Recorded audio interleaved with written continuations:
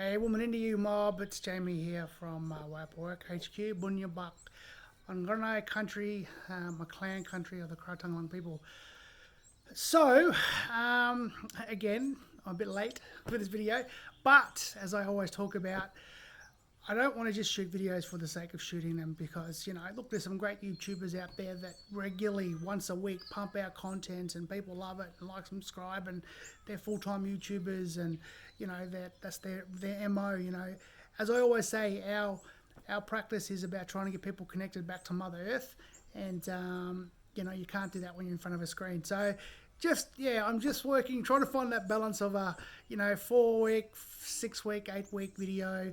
Probably going to look at next year going for 6 week and talking about seasonal changes and so forth. So, what have we been up to, man? What a big couple of months it's been here at Wayapa HQ.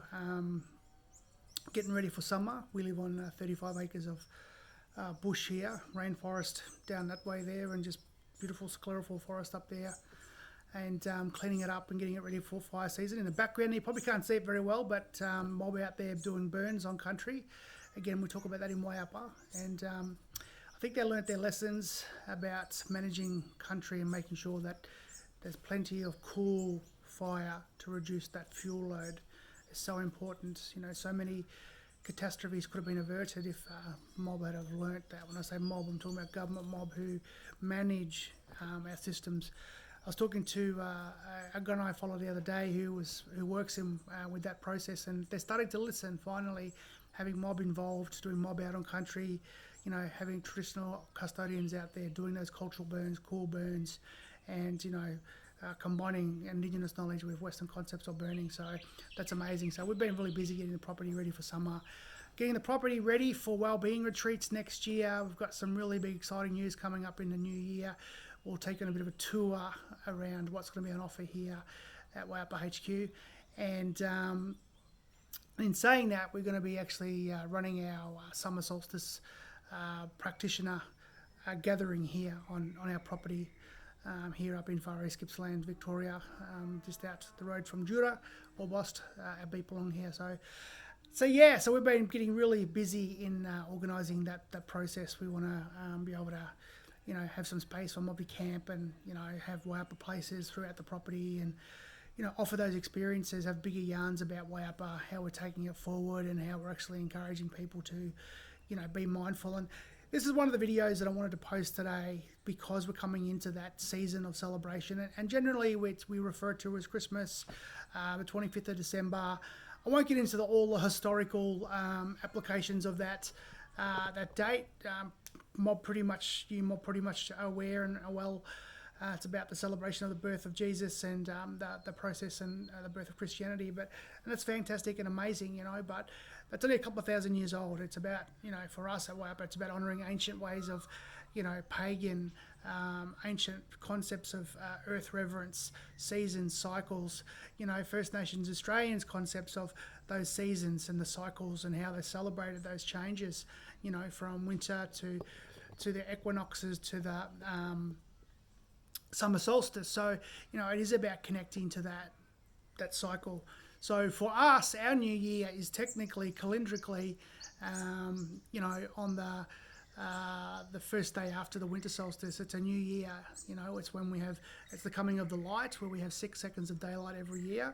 So, we're coming up to the peak of that as we start to have the longest day and then cycle back down to that. So, we see a new year in a different sort of rotation. We see more of a cyclic, seasonal rotation of our connection to those earthly cycles as we, rotate around the sun. Epileptically, not circularly, as I keep continue to be reminded. But yeah, that's another story. Anyway, so coming into this time, there's often a lot of stress, pressure, anxiety, leading up to it about, spending time with family on this special day, and then there's the whole concept of, materialism and consumerism, and it's a really big part of, I guess, our modern world, understanding where that comes from, understanding that, just a very basic understanding that I have, the gift giving was the three kings coming along with frankincense, gold and myrrh and giving that to baby Jesus. And, that gift giving was a way of celebrating and honouring that child.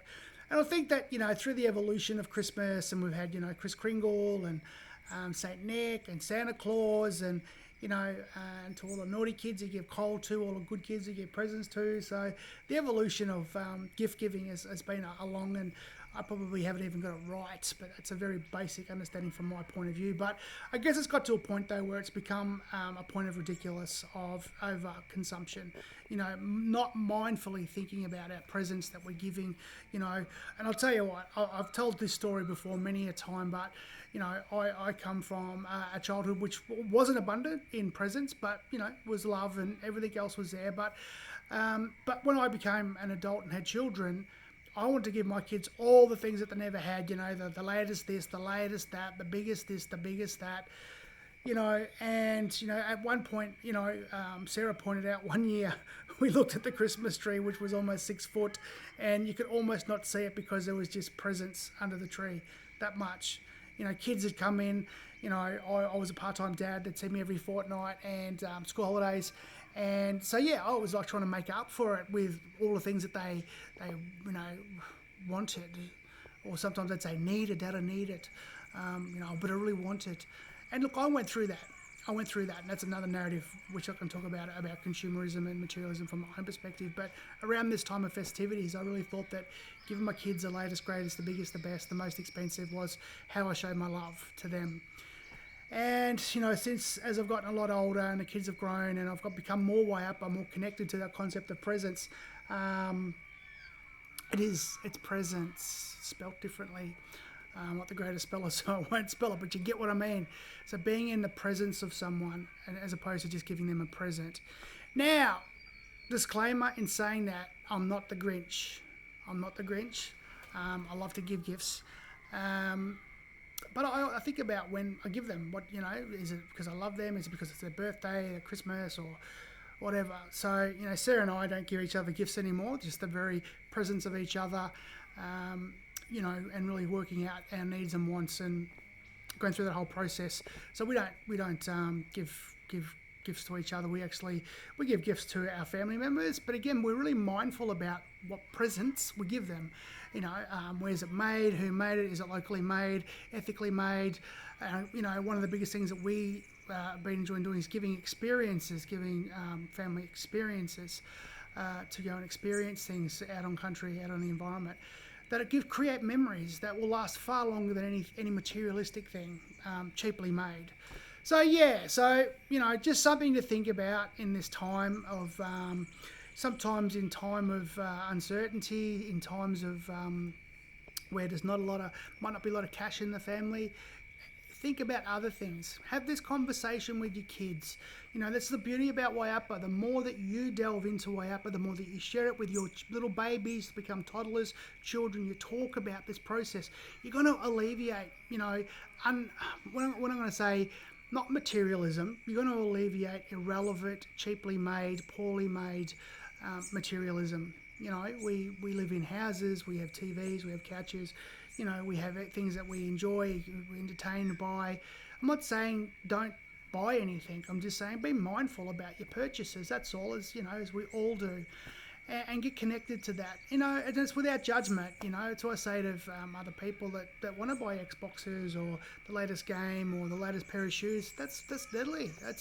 That's their journey. And in Wayapa, we don't judge. That's their journey.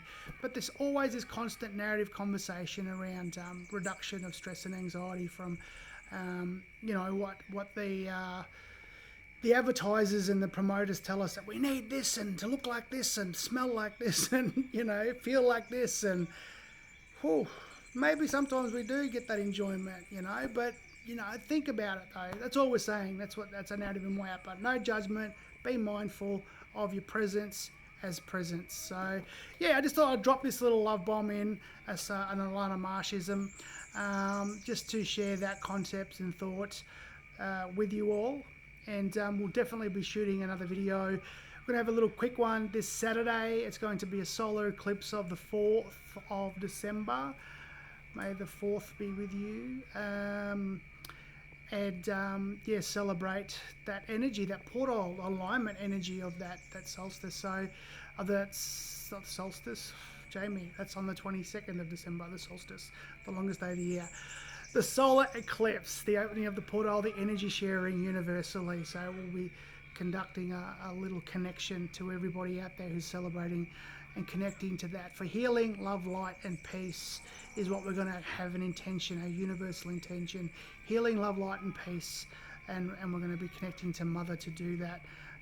Ancestrally from the stars, from the water to the land to each other as people. So we'll drop a little video Saturday night just to share our, I guess, social, technological connection, but we'll be sending universal ESP love around the world to each and every one, to all living things on the Mother, and sending love, light, healing, and peace to everyone and everything. So that's it for tonight. Just a little short one just to connect back in to say that we're still around, we're still doing the do.